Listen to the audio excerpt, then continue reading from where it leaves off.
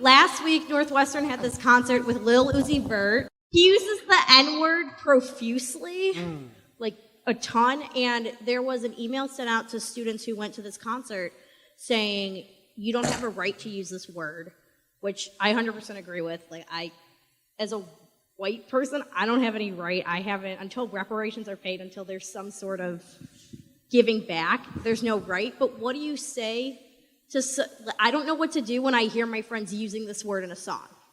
I don't know what to do when it's all the time. Words don't have meaning without context, okay?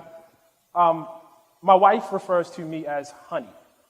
That's accepted and okay between us.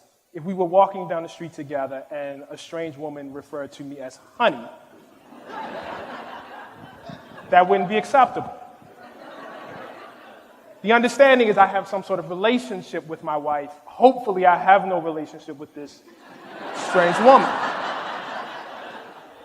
When I was young and I used to go see my family in Philadelphia where my dad was from, they will all call him Billy. His name is William Paul Coates. No one in Baltimore called him Billy, and had I referred to my father as Billy, that probably would have been a problem. That's because the relationship between myself and my dad is not the same as the relationship between my dad and his mother and his sisters who he grew up with, right? We understand that.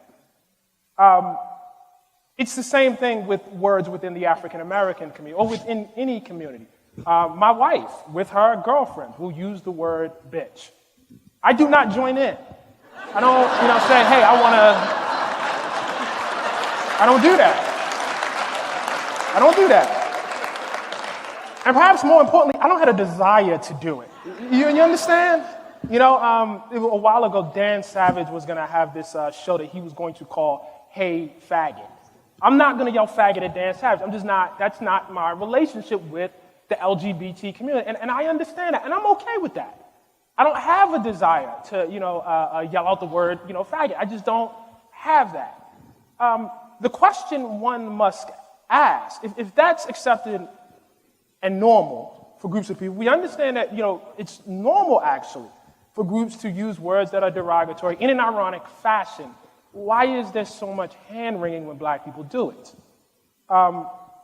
Black people are basically, however you feel about it, they're not outside of the normal rules and laws for humanity. I had a good friend who used to have this cabin in upstate New York, which he referred to as the white trash cabin. He was white.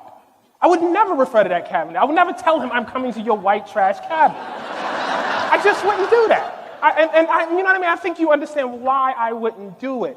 The question one must ask is why so many white people have difficulty extending things that are basic laws, of how human beings interact to black people.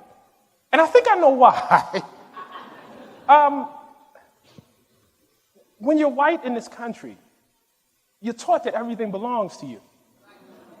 You think you have a right to everything. You have a right to go where you, and you're conditioned this way. It's not, because your hair is a texture or your skin is light. It's the fact that the laws and the culture tell you this. You have a right to go where you want to go, do what you want to do, be however, and people just got to accommodate themselves to you. So here comes this word that, you feel like you invented. And now somebody will tell you how to use the word that you invented. Why can't I use it? Everyone else gets to use it. You know what? That's racism that I don't get to use it. That's racist against me. I have to inconvenience myself and hear this song and I can't sing along? How come I can't sing along? You know what I mean? And I think, for white people, I think the experience of being a hip-hop fan and not being able to use the word nigga is actually very, very insightful. It will give you just a little peek into the world of what it means to be black.